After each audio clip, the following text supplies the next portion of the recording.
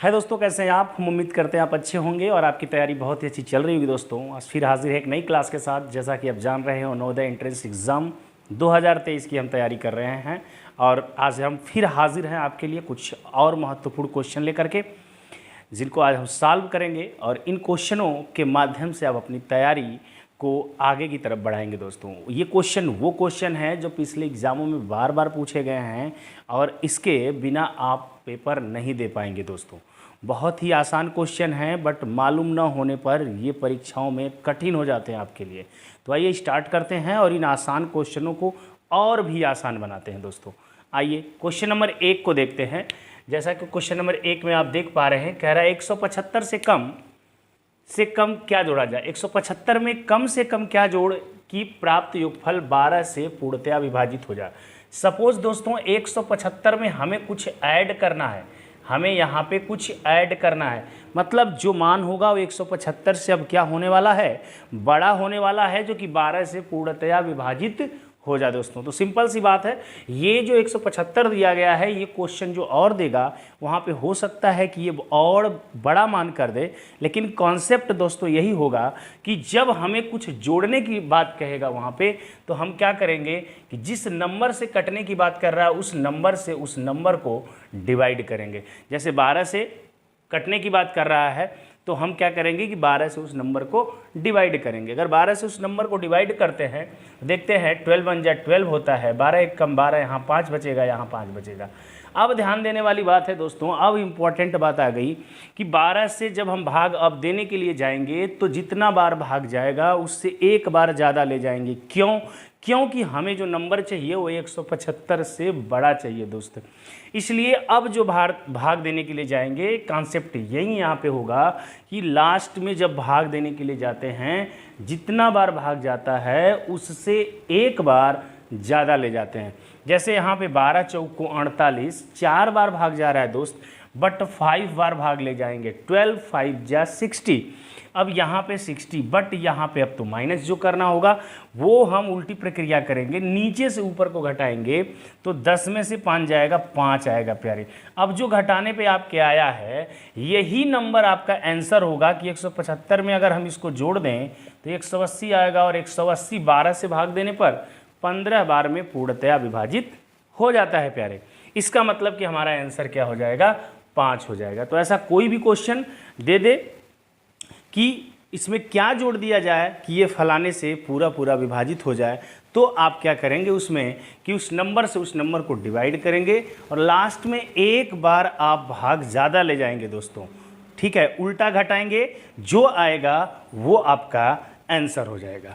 Question number 2 की बात करते हैं। बहुत ही प्यारा क्वेश्चन और बहुत ही आसान, बट आपको कंफ्यूज करेगा एग्जाम में।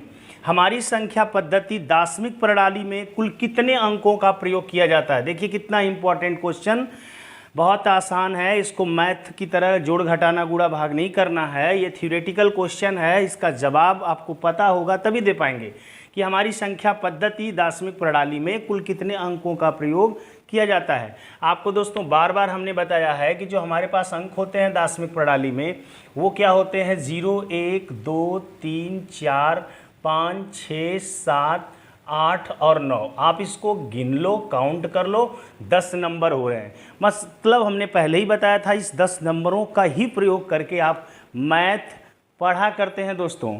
तो इस 10 नंबरों की ही वो बात कर रहा है, क्योंकि दार्शनिक प्रणाली में हम 10 नंबरों का यूज करते हैं। तो आंसर हमारा क्या हो जाएगा, विकल्प नंबर बी।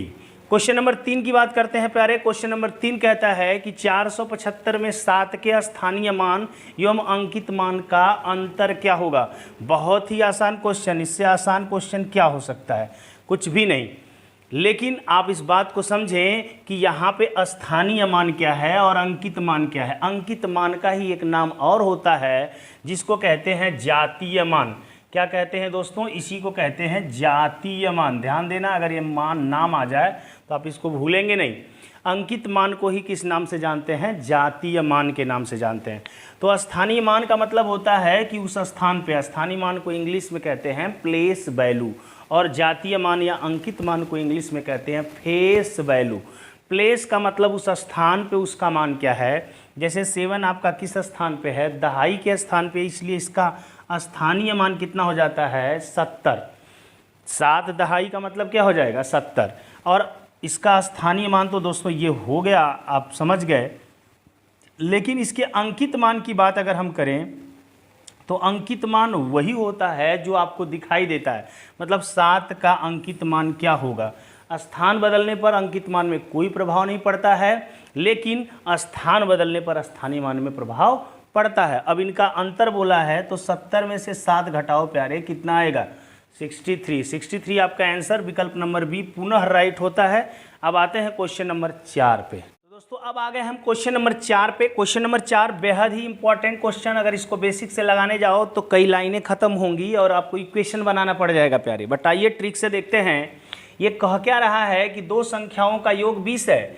मान लीजिए कोई दो संख्या, एक ए है एक बी है, इनका योग का मतलब a प्लस बी बराबर कितना कह रहा है 20 कह रहा है। दो संख्याओं का योग 20 है प्यारे। दो संख्याएं ए और बी हो सकती हैं, इनका योग क्या होगा 20, और इनका अंतर मतलब इसमें से जो बड़ी संख्या है, बड़ी संख्या में से छोटी संख्या घटाएंगे तो अंतर 4 है। अब यहीं से आपसे पूछ रहा है तो बड़ी संख्या क्या होगी। ध्यान से बात को समझिएगा। यहाँ पे अब ये लिखने की भी कोई ज़रूरत नहीं है। आगे से अगर आता है कि दो संख्याओं का योग दिया हो और दो संख्याओं का अंतर दिया हो प्यारे, तो बस इतना ही काम करना।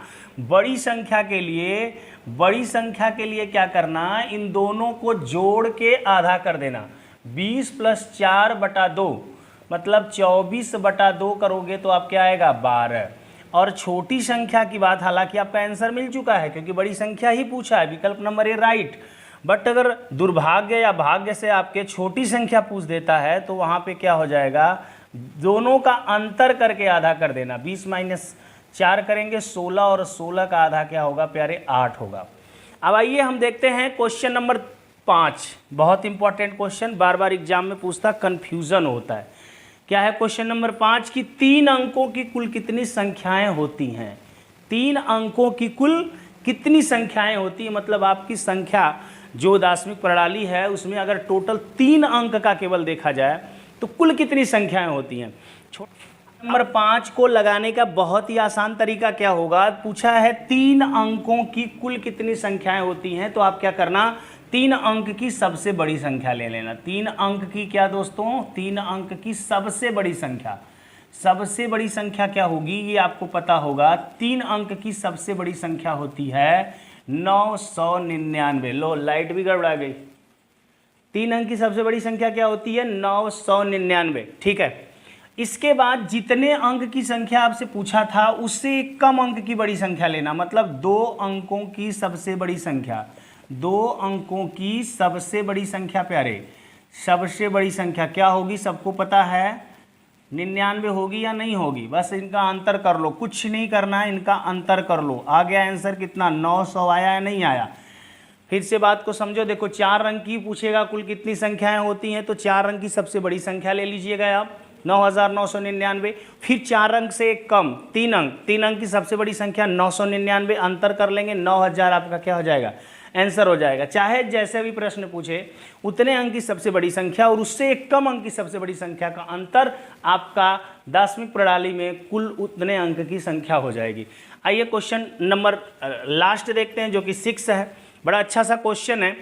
सन्निकट या इसको कहते हैं आप निकटतम मान के रूप में जानते हैं। ठीक है, तो यहाँ पर दिया है कि 29,789, क्या दिया 29,789 का निकटतम 1000 बोला है। 1000 देखिए कहाँ पे है, ये इकाई दहाई सैकड़ा हज़ार, 1000 में निकटतम मान बताना है। ध्यान से देखना दोस्त, जहाँ का निकटतम मान पूछे उससे एक कम जा कर के अंक देखते हैं। जैसे 1000 का पूछा तो 100 का देखते हैं अंक कितना है। 100 का अंक यदि 5 या 5 से ज़्यादा होगा तो 1000 वाले अंक को 1 बढ़ा देंगे। ध्यान से देखिएगा, 1000 वाला अगर पूछेगा तो हम देखेंगे सैकड़ा वाला जो अंक हमारा है वो 5 या 5 से ज़्यादा रहेगा तो 1000 वाले को 1 बढ़ा देंगे। तो यहाँ पे आते हैं 1 बढ़ा देते हैं दोस्तों, ये हो जाएगा कितना, ये हो जाएगा आपका 30, 9 1 10, 2 1 3, और इधर जो अंक बचेंगे उनके स्थान पे हम 0 लिख देंगे।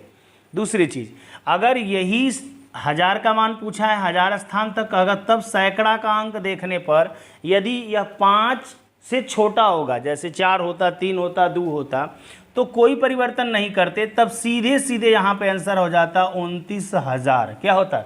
29,000। कब? जब ये आपका सैकड़ा वाला स्थान का मान 5 से कम होता तब।